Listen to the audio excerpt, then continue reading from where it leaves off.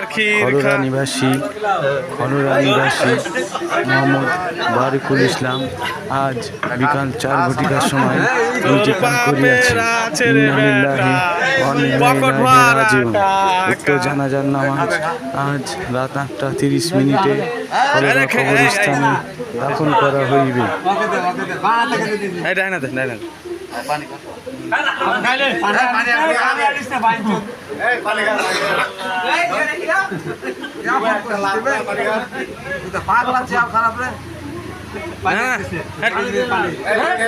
তো দিনে বের কোন গায়ে হলুদ হে